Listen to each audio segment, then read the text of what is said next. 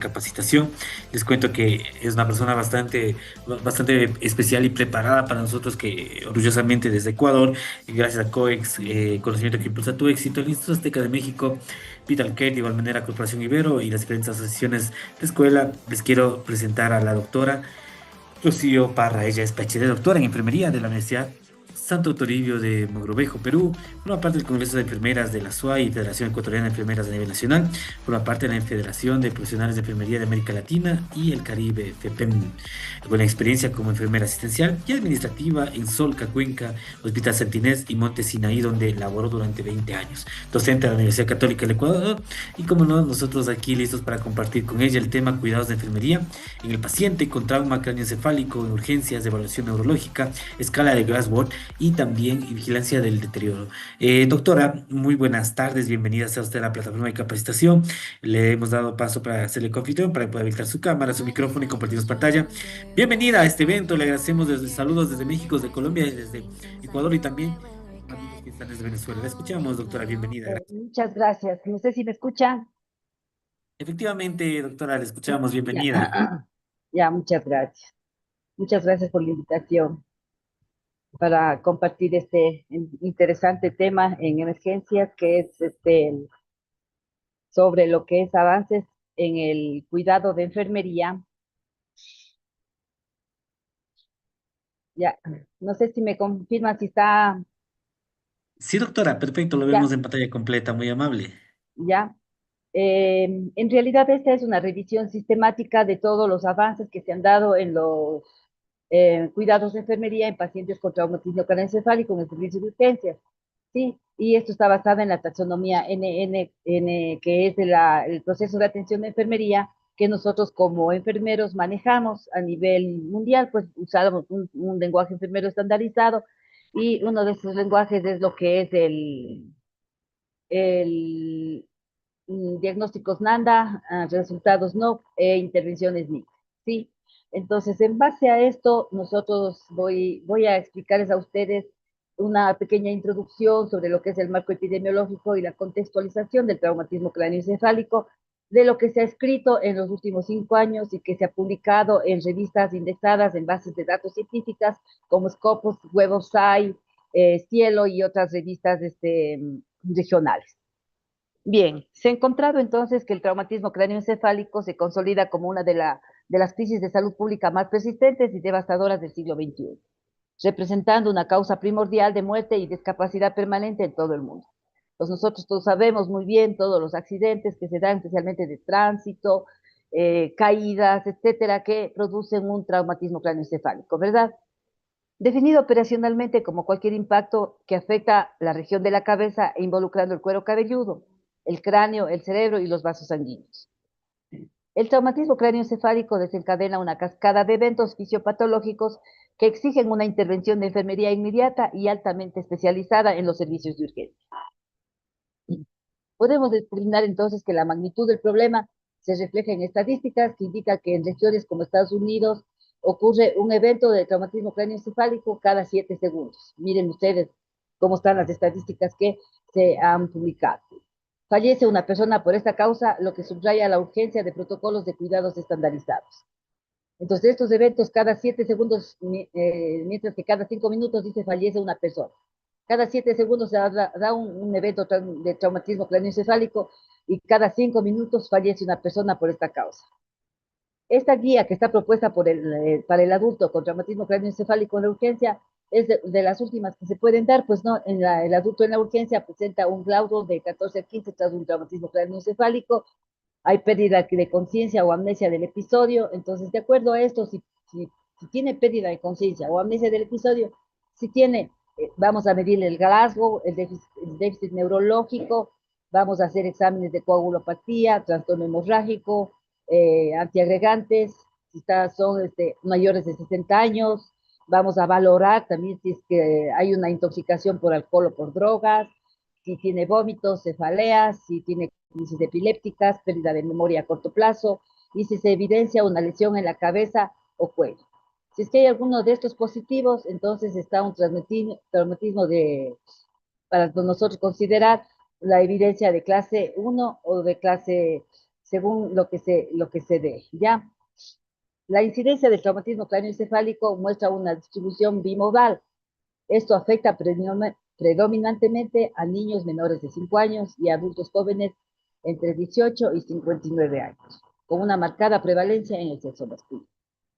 Los accidentes de tránsito, las caídas y las agresiones físicas emergen como los mecanismos de lesión más frecuentes, contribuyendo a una letalidad que en centros hospitalarios de países en vías de desarrollo se puede triplicar las cifras observadas en naciones de altos ingresos. En este escenario, el personal de enfermería en urgencias no solo actúa como el primer respondedor clínico, sino como el gestor de un proceso crítico destinado a mitigar la lesión secundaria, la cual se desarrolla tras el impacto inicial debido a fenómenos como el edema cerebral, la hipoxia y la hipotensión. Aquí tenemos algunos indicadores epidemiológicos y el valor o la tendencia observada. Por ejemplo, la frecuencia de ocurrencia es un evento por cada 7 segundos en Estados Unidos. Son datos que tenemos nosotros descritos en los artículos que se han escrito, ¿sí o no?, en bases de datos, en las revistas que están ingresadas en bases de datos. Hay una mortalidad hospitalaria global de traumatismo cráneoencefálico grave del 20 al 30%. La prevalencia del sexo, como habíamos visto, es mayoritariamente masculino. El rango de edad crítico es mayor a 5 años y los menores de 5 años y de 18 a 59 años. Principales causas de accidentes de tránsito y caídas y violencia. ¿Qué cuidados de enfermería nosotros damos en un caso de traumatismo cráneoencefálico? El impacto socioeconómico del traumatismo cráneoencefálico es igualmente profundo. Los pacientes que sobreviven a menudo enfrentan secuelas neurocognitivas, cambios de personalidad, déficit de memoria y trastornos del sueño que alteran su calidad de vida y la de sus familias.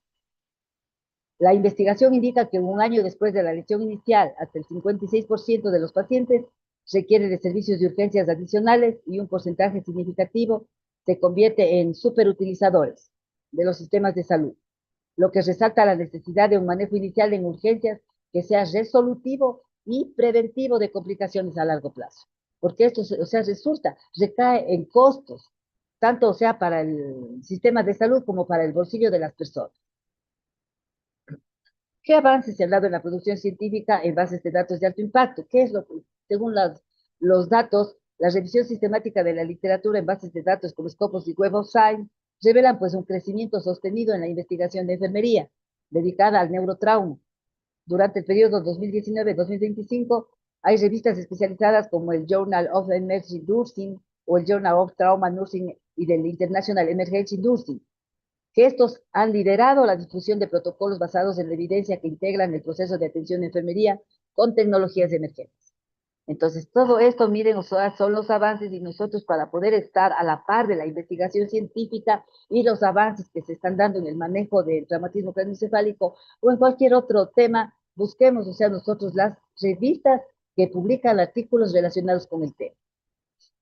Esta producción científica pues se caracteriza por una transición desde modelos de cuidado puramente intuitivos hacia la implementación del lenguaje enfermero estandarizado, que ya sabemos que es la NANDA, ¿no es cierto?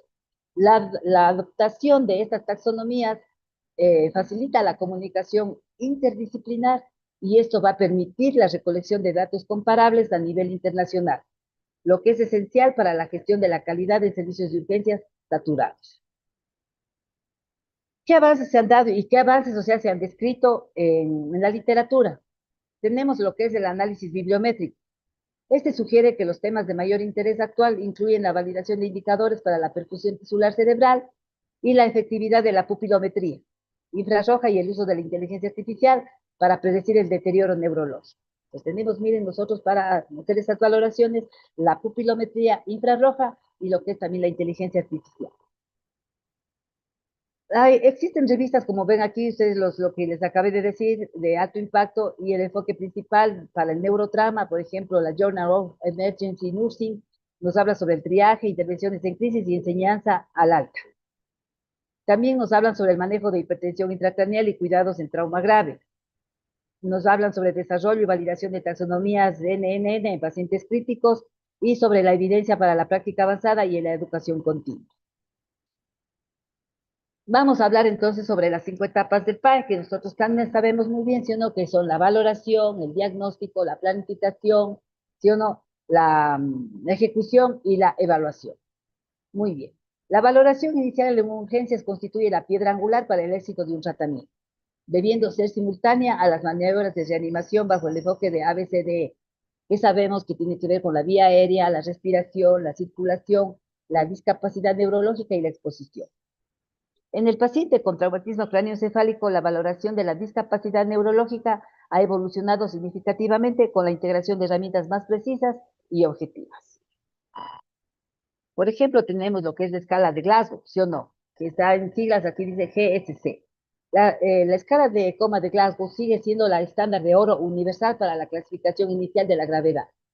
Tenemos leve 13 a 15, moderado de 9 a 12 y grave de 3 a 8. Sin embargo, la evidencia contemporánea señala las limitaciones críticas de la escala de coma de Glasgow, como su incapacidad para capturar la reactividad pupilar de forma intrínseca o la dificultad de aplicación en pacientes intubados o sedados. Entonces, no nos sirve para todo, sino que tenemos también nosotros que considerar esta reactividad pupilar. Para superar estas deficiencias se ha validado el uso de la escala de Glasgow pupilas, ¿sí? Entonces, de la escala de Glasgow pupilas se obtiene restando la puntuación de la respuesta pupilar y de la puntuación total del coma de Glasgow, y el PRS se calcula de la siguiente manera. Si ambas pupilas son no reactivas, el, lo que se llama la escala de Glasgow pupilar, entonces se calcula de la siguiente manera. Si ambas pupilas si el escala de Glasgow pupilar es de 2, si una no es reactiva, y es de 1, si es de 1, ¿sí? Y si ambas reaccionan es 0. Si ambas reaccionan es 0. Si es 1, sí. Si no es reactiva es 1. Y si es de las dos, si no son reactivas es 2. Entonces tenemos aquí una manera de cómo nosotros también considerar lo que es la respuesta pupilar. La investigación demuestra que la escala de Glasgow con la pupila posee un valor predictivo superior para la mortalidad hospitalaria en comparación con solo la escala de Glasgow. Entonces, los dos sí eh, se asocian con una mortalidad del 79%, proporcionando al personal de enfermería una herramienta de triaje de extrema precisión. Entonces, utilizando también lo que es la respuesta pupilar, entonces podemos nosotros ver, o sea, cuál va a ser la precisión y cuál va a ser la mortalidad de estos pacientes. Es importante también que vigilemos el deterioro mediante la pupilometría infrarroja automatizada, que es el AIP. Uno de los avances más disruptivos en el cuidado de enfermería en urgencias es la transición de la evaluación pupilar manual hacia la pupilometría infrarroja automatizada. Esta evaluación con linterna es subjetivo y presenta una tasa de desacuerdo entre los profesionales de hasta el 18%, lo que puede retrasar la detección de hipertensión intracraneal. Estos pupilómetros portátiles utilizan una tecnología infrarroja para medir parámetros dinámicos del reflejo fotomotor y generar el índice de pupiloma neurológica, que es el NPI, índice de pupiloma neurológica. El NPI es una escala de 0 a 5.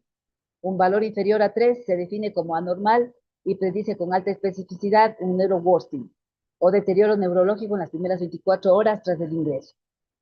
El personal de enfermería puede detectar cambios en la velocidad de constricción y la latencia pupilar mucho antes que el coma de la escala de Glasgow, ¿sí? Permitiendo intervenciones preventivas inmediatas. Tenemos la evaluación del diámetro de la vaina del nervio óptico, que es otra de cómo nosotros podemos valorar uno de los avances que se están dando, sí o no, en la valoración de los pacientes con trauma craneoencefálico. La ultrasonografía de la vaina del nervio óptico. Esto ha emergido como una técnica de monitorización no invasiva que enfermería puede realizar a pie de cama en urgencia. Debido a que la vaina del nervio óptico es una extensión del espacio subaracnoideo, los aumentos en la presión intracraneal provocan su dilatación. La evidencia indica que un diámetro superior a 5.6 o a 6.0 milímetros es un indicador sensible de hipertensión intracraneal en pacientes con traumatismo cráneoencefálico grave. La implementación de protocolos de formación en esta técnica ha demostrado aumentar significativamente la capacidad de detección temprana por parte del personal de enfermería, mejorando así los resultados clínicos. Vamos a la segunda etapa, que son los diagnósticos de enfermería en urgencias de los traumatismos cráneoencefálicos. Esta identificación precisa de diagnósticos de enfermería es fundamental para dirigir las intervenciones hacia la prevención de la lesión secundaria. En el contexto de urgencias, los diagnósticos deben priorizarse según el riesgo vital y el potencial de recuperación neurológica. Tenemos dentro de los diagnósticos riesgo de perfusión tisular cerebral ineficaz. Este diagnóstico se posiciona como la prioridad absoluta en el paciente con traumatismo craneoencefálico. Se define como la vulnerabilidad a una disminución de la circulación tisular cerebral y que puede comprometer la salud. En la fase de urgencias, los factores de riesgo incluyen traumatismo craneal, alteraciones de la coagulación y masas intracraneales. La vigilancia de enfermería se centra en indicadores validados como la presión arterial media, el nivel de conciencia y la presencia de reflejos neurológicos. Otro de los diagnósticos que podemos considerar es la capacidad adaptativa intracraneal disminuida. Cuando la distensibilidad cerebral se ve comprometida, cualquier estímulo mínimo, como la succión traqueal, vean usted, o el dolor, pueden provocar picos peligrosos de PIC, de presión intracraneal. Este diagnóstico es crítico en el traumatismo cráneoencefálico moderado y grave, exigiendo un control estricto de los estímulos ambientales y una monitorización continua de la dinámica cerebral. Otro de los diagnósticos que se pueden considerar, según lo que es el PAE, ¿sí o no?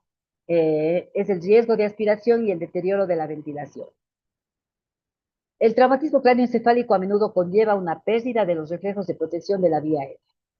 Entonces, si hay una pérdida de los reflejos de la protección de la vía aérea, el diagnóstico de riesgo de aspiración es, o sea, lógico y es frecuente debido a que la presencia de vómitos, la disminución del nivel de conciencia y la necesidad de intubación endotraqueal se tienen que considerar. Asimismo, el deterioro de la ventilación espontánea ocurre cuando el daño cerebral afecta a los centros respiratorios o se requiere soporte ventilatorio mecánico invasivo. Aquí tenemos algunos de los códigos NANDA, las etiquetas diagnósticas y los factores de riesgos y características definitorias que se tienen que tomar en cuenta en traumatismo cráneoencefálico.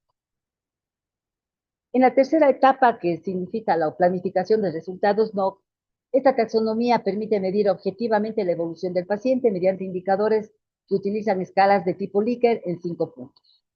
Para traumatismo cráneoencefálico en urgencias, los resultados se enfocan en la estabilidad neurológica y fisiológica. Por ejemplo, validación de indicadores para la perfusión cerebral. La investigación clínica ha identificado indicadores específicos que poseen un alto índice de validez del contenido, como son el deterioro visual cortical para monitorizar la perfusión tisular cerebral. El resultado no perfusión tisular cerebral es el que mayor consenso alcanza, con indicadores críticos como la presión arterial sistólica, la presión arterial diastólica y la presión arterial media, y también el nivel de conciencia. Aquí tenemos algunos resultados, ¿sí? Como la perfusión tisular cerebral, el estado neurológico y el nivel de dolor, con sus indicadores, ¿sí? Críticos y sus indicadores suplementarios, que se pueden considerar en un traumatismo cráneoencefálico como enfermería. La importancia de estos indicadores radica en su capacidad para guiar la toma de decisiones. Por ejemplo, una desviación de la presión arterial media medida a través del NOC 0,406 debe activar inmediatamente una intervención NIC para optimizar la presión de perfusión cerebral, calculada mediante la relación de la presión arterial media y la presión intracraneal. En la cuarta etapa, en las intervenciones de enfermería, nosotros así, en un traumatismo cráneoencefálico, debemos recurrir a los protocolos como el Emergency Neurologic Life, el ENLS, ¿sí? Estas intervenciones se organizan en forma escalonada para prevenir el daño cerebral secundario, siguiendo estos protocolos. Tenemos, por ejemplo, nivel 0. ¿Sí? En el nivel 0, medidas estándar que se tienen que tener para una neuroprotección. Estas deben ser implementadas de forma universal por el personal de enfermería en todo paciente con sospecha de traumatismo craneoencefálico. Primeramente, el posicionamiento y alineación. Mantener la cabecera elevada a 30 grados y la cabeza en posición neutra para facilitar el flujo de salida venoso cerebral y minimizar la presión intracraneal cerebral. La gestión de la vía aérea y la ventilación también son muy importantes para los cuidados de enfermería, asegurando una oxigenación adecuada y una normocapnia, ¿sí? La enfermería, o sea, enfermeros, el personal de enfermería debe vigilar estrechamente la oximetría de pulso y los niveles de CO2, al final de la expiración. También tenemos la monitorización de signos vitales para evitar la hipotensión, ¿sí? Y también, ya que la presión arterial baja es el predictor independiente más fuerte del mal pronóstico tras un traumatismo craneoencefálico. El control de la temperatura. La fiebre debe tratarse agresivamente. Cada elevación de 1 grado centígrado aumenta la tasa metabólica cerebral, exacerbando el edema. El objetivo es mantener una normotermia estricta de 36 a 37,8 grados centígrados. Y otra de las actividades que como enfermería nosotros tenemos que realizar, según la taxonomía NANDA, o sea, nuestro proceso de atención de enfermería, que es nuestra metodología científica, es el manejo de la sueroterapia. Utilizar únicamente soluciones isotónicas, ¿sí? Porque las soluciones hipotónicas como dextrosa o salinas al 0,45% están estrictamente contraindicadas por su potencial para aumentar el edema cerebral por gradiente osmótico. Tenemos también el nivel 1 y 2, intervenciones para la hipertensión intracraneal. Cuando la monitorización indica una presión intracraneal mayor de 20 o 22 milímetros de mercurio o un deterioro neurológico clínico, se activan niveles superiores de intervención. Primeramente, aquí debemos tener en cuenta una terapia hiperosmolar. Administrar bolos de manitol o de solución salina hipertónica. El enfermero debe vigilar la integridad de la vía venosa, preferiblemente la vía venosa central, y monitorizar la diuresis y los electrolitos cada 4 a 6 horas. Aquí también consideramos lo que es el drenaje de líquido cefalorraquídeo. En estos pacientes, el drenaje ventricular externo, debe el personal de enfermería gestionar el sistema de drenaje para evacuar el líquido cefalorraquídeo y reducir la presión intracraneal de forma instantánea según las órdenes médicas. Otra de las actividades que nosotros también podemos tener en cuenta en el cuidado de estos pacientes es la sedación y la analgesia. El uso de propofol o fentanilo va a ayudar a reducir la demanda metabólica cerebral, pero la enfermería debe vigilar el riesgo de hipotensión sistémica que podría comprometer la capnografía. Hiperventilación temporal, utilizada únicamente como medida de rescate ante signos de herniación inminente con el objetivo de mantener la presión del CO2 de 30 a 35 milímetros de mercurio por un tiempo máximo de 24 horas para evitar la isquemia por vasoconstricción excesiva. Aquí tenemos algunos niveles de intervención: nivel 0 que es universal, el nivel 1 que utilizamos manitol, el nivel 2 sedación y el nivel 3 de rescate, ¿sí? Que tenemos acciones de enfermería, elevación a cabeza de 30 grados, la normotermia, normoxia de cabeza neutra, administración de hiperosmolares, vigilancia de osmolaridad, utilización de propofol o fentanilo para el monitoreo de la presión arterial media y la hipotermia moderada para inducir el coma barbitúrico y la hiperventilación extrema. En la evaluación y monitorización de Neutron, la evaluación de enfermería es un proceso continuo que busca validar si los resultados se han aproximado a la puntuación deseada. El concepto de neuroworsening o deterioro neurológico agudo es el foco principal de la evaluación de urgencia. La literatura define ya en esta quinta etapa de la evaluación como una disminución espontánea de mayor o igual a 2 puntos, ¿sí?, del coma de la escala de Glasgow, o la aparición de nuevas anomalías pupilares, ¿sí?, viendo que si están las dos con ascoria o solamente la una o ninguna de las dos. El personal de enfermería debe realizar reevaluaciones frecuentes, cada 15 o 30 minutos en casos graves, para detectar estos cambios. La integración de la inteligencia artificial y el aprendizaje automático en las historias clínicas electrónicas está comenzando a proporcionar alertas predictivas basadas en tendencias de signos vitales, lo que permite una respuesta de enfermería aún más proactiva. ¿Qué consideraciones especiales tenemos que tener nosotros en el traumatismo cráneoencefálico, el triaje y gestión de recursos de emergencia? La complejidad del traumatismo cráneoencefálico exige un sistema de triaje robusto. La implementación de herramientas de triaje basadas en el riesgo, desarrolladas por equipos multidisciplinares, ha demostrado ser efectiva para estratificar a los pacientes en vías de alto riesgo o bajo riesgo, según la edad, los criterios clínicos y los hallazgos radiográficos. Este enfoque ha permitido reducir drásticamente el uso innecesario de camas en la unidad de cuidados intensivos, ahorrando 188 días paciente en algunos estudios, y evitar tomografías computarizadas de control innecesarias en pacientes de bajo riesgo. sin comprometer la seguridad ni aumentar las readmisiones. El personal de enfermería desempeña pues un papel vital en la aplicación de estas guías de triaje para asegurar que los recursos de alta complejidad se reserven para los pacientes con mayor potencial de deterioro. Aquí tenemos las consideraciones en cuanto a la categoría de bajo riesgo, riesgo moderado o de alto riesgo. ¿Sí? Y se recomienda una observación en urgencias de alta con infusiones, admisión para la vigilancia neurológica serial o un traslado inmediato a un centro de neurocirugía. A pesar de los avances tecnológicos, la calidad del cuidado de enfermería en urgencias enfrenta barreras significativas. El fenómeno del missing nursing care, los cuidados de enfermería omitidos, se ha identificado como un problema prevalente en entornos de alta demanda y durante las crisis sanitarias, como por ejemplo la pandemia del COVID-19. Los factores que contribuyen a la omisión de cuidados incluyen la escasez de personal, la carga de trabajo excesiva, la falta de familiaridad con equipos avanzados como los pupilómetros y fallas en la comunicación durante los traslados o cambios de turno. La investigación subraya que una comunicación efectiva y el trabajo en equipo son tan críticos como las habilidades técnicas para garantizar la seguridad del paciente con un neurotrauma. Además, el cuidado humanizado en urgencias no debe ser descuidado. La enseñanza al alta y la comunicación con la familia son intervenciones NIC esenciales que mejoran la alfabetización en salud y van a reducir la ansiedad del cuidador. La utilización de técnicas como el teach back en las instrucciones de vigilancia domiciliaria para traumatismo cráneoencefálico leve es un estándar de oro que previene reingresos evitables. En conclusión, ¿y qué recomendaciones se pueden dar para la práctica avanzada? Esta revisión sistemática de los avances en los cuidados de enfermería en pacientes con traumatismo cráneoencefálico nos va a permitir sintetizar las siguientes conclusiones fundamentales para la práctica contemporánea en servicios de urgencia.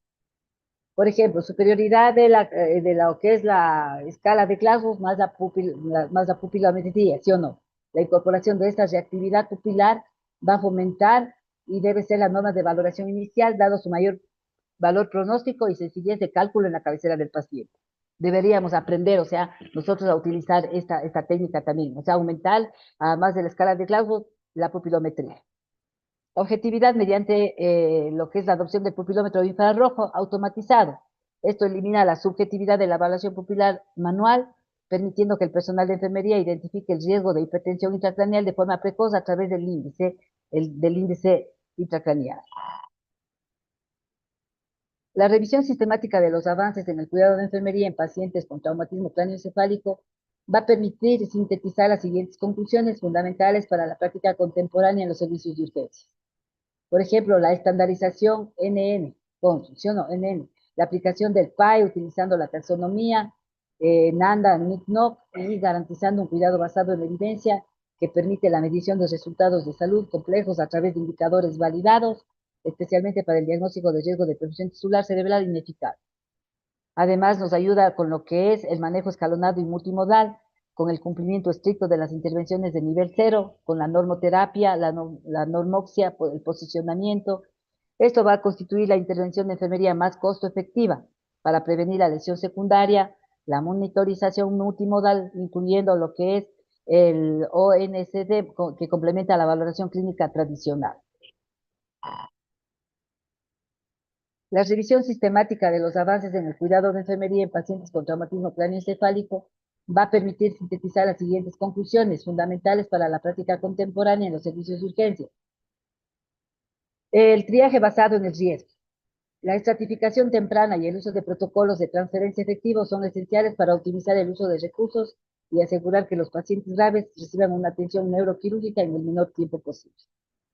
En conclusión, el futuro del cuidado de enfermería en el neurotrauma reside en la convergencia de la precisión tecnológica y la sistematización clínica.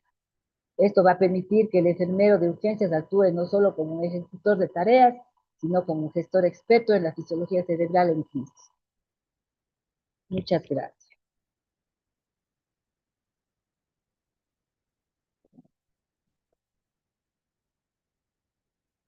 Muchas gracias, doctora Rocío. Muchas gracias más bien por compartir. Vamos a, en este caso, a las preguntas para poder solventar, amigos, por favor, las dudas y inquietudes que tengamos en este momento, por favor, para que podamos hacerlo mediante el chat de COEX en las diferentes plataformas.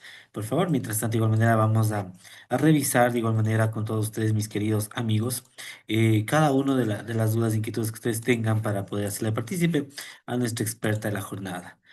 Muchas gracias más bien a usted, doctora Rocío. Vamos a verlo desde la plataforma de COES. Perfecto. A ver, muy bien. Aquí tenemos una pregunta.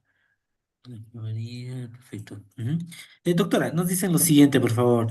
Nos preguntan, sí, muchas gracias por la información. Dice, doctora, ¿cuáles son los signos neurológicos tempranos que el personal de enfermería debe identificar en un paciente con trauma craneoencefálico para prevenir un deterioro irreversible? Los signos tienen que ver, o sea, utilizar la escala de Glasgow y también lo que es la pupila, ¿sí? Como decía ahí en la evidencia, pues en la evidencia nos dice que nosotros tenemos que considerar lo que es un pupilómetro, considerar eso del pupilómetro y lo que es la escala de Glasgow. En la escala de Glasgow, ¿qué es lo que medimos nosotros? A ver, Perfecto, nosotros tenemos, perfecto. sí, Sí, sí, sí, doctora, le escuchamos.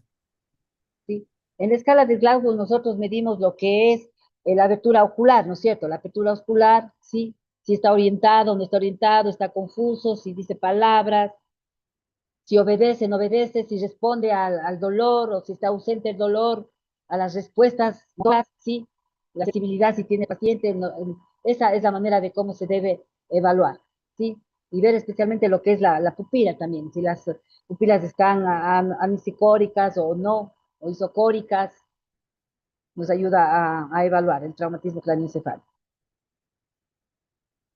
Perfecto, doctora. Vamos nos llegó otra pregunta también, nuestro amigo Jorge nos dice lo siguiente, por favor. Nos dice, en la práctica clínica, dice, ¿qué errores son los más frecuentes al aplicar la escala de Glasgow y cómo pueden afectar la toma de decisiones de urgencias? Doctora, por favor. Sí, si es que no hacen una buena evaluación, si no se maneja muy bien lo que es la escala de Glasgow, pues imagínense, en vez de manejar un traumatismo cráneoencefálico grave, lo manejan como un traumatismo cráneoencefálico moderado o leve, ahí sí es un riesgo grave, pues, ¿no? Y el tratamiento no va a ser el mismo. Perfecto, doctora, muy amable. Tenemos otra pregunta que nos hace llegar, justamente Mariela nos dice la siguiente pregunta. Dice, desde su experiencia hospitalaria, ¿qué intervenciones de enfermería tienen mayor impacto en la vigilancia y estabilización de pacientes con deterioro neurológico agudo? Doctora, por favor. La vigilancia, ¿qué más dice? Sí, le repito mi estimada doctora. Nos dice, desde la experiencia hospitalaria, ¿qué intervenciones de enfermería tienen mayor impacto en la vigilancia y estabilización de pacientes con deterioro neurológico agudo? Ya, un deterioro neurológico agudo podrían considerarse lo que es la temperatura que nos decía, la presión arterial media, la presión diastólica, la presión sistólica, que son muy importantes. Y también, o sea, considerar si es que es necesario, en qué parte está el paciente, considerando el diagnóstico que se realiza, porque es importante que nosotros sepamos manejar lo que es el proceso de atención de enfermería y nosotros podríamos allí ver si es que los pacientes tienen una agitación, si tienen cefaleas, si vomitan, si tienen un control motor, la frecuencia, o sea, los signos vitales también muy importante de valorarlos. Eso es importante en cuanto a intervenciones que se tienen que considerar. Correctísimo, doctora. Doctora, nos dice en Estado de este caso. conciencia.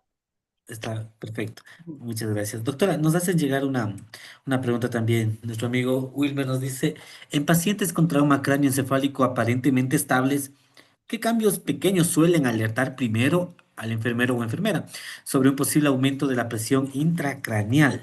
Doctora, por favor. A ver, ¿cómo me dice? ¿Me puedes repetir la pregunta? Claro que sí, con mucho gusto. Nos Ya. dicen pacientes con trauma cráneoencefálico aparentemente estables, ¿qué cambios pequeños suelen alertar primero al enfermero o enfermera sobre un posible aumento de la presión intracraneal? El estado de conciencia, ¿sí? Puede ser alteración del nivel de conciencia, somnolencia excesiva o dificultad para despertar. Pueden estar confundidos, tener cambios de conducta, se disminuye la puntuación de la escala de Glasgow, pérdida de memoria, son irritables, pueden haber cambios pupilares, cambios motores sensitivos y signos vitales de alarma, como taquicardia, arritmias, alteraciones respiratorias, fiebre. Perfecto, doctora. Doctora, no tenemos más dudas. No sé si de pronto mediante el chat, nuestros amigos quienes están en nuestra plataforma de ponentes, por favor, tienen alguna duda para poder hacerle partícipe. De nuestra parte, dice muchas gracias, doctora. Excelente ponencia. Nos hacen llegar de igual manera los abrazos y nuestros amigos quienes están aquí en la plataforma. Doctora, un último mensaje, por favor, para nuestros amigos. Le cuento que están de igual manera en la plataforma conectados estudiantes de la carrera de enfermería, enfermeros quienes están ejerciendo auxiliares de igual manera o personas que están buscando la especialización. Un mensaje, por favor, para ellos. El mensaje que les doy es de que busquen en revistas indexadas en bases de datos científicas, busquen artículos relacionados con lo que ustedes hacen para que puedan estar actualizados en los avances, ¿sí? En los avances, en los cuidados que se dan, para que estén al día. La investigación es muy importante. Y también si es que tienen alguna, aprendan también a escribir, ¿sí o no? Aprendan a contar las experiencias que tienen con sus pacientes y publiquen. Eso es mi consejo, queridos estudiantes, porque de aquí, o sea, adelante, eso es lo que en realidad nos pone a ustedes en un escalafón más alto para que ustedes puedan, o sea, ser especialistas y puedan demostrar con datos, ¿sí o no? Con investigación, ya sea cuantitativa, cualitativo, mixta, o con una revisión sistemática, una revisión, un metaanálisis, poder ustedes demostrar que están, o sea, al día capacitándose continuamente. Ese es mi mensaje. Gracias, doctora. Será hasta una próxima y le agradecemos también a usted por su tiempo. Hoy en viernes, que muchas y felicito a mis amigos también quienes están en la plataforma, ¿no? En las tres plataformas, sabiendo que un viernes muchos están ya más relajados, están en otras Sí, y actividades. que sigan capacitándose, pues con estos tipos de invitaciones, en realidad uno de alguna manera les contribuye con un poquito, pero les pincha un poquito, sí o no, para seguir adelante. Así Y es es, bueno, o sea, que la gente nos sigamos preparando, toda así la es, vida. doctora. Tiene mucha razón, doctora.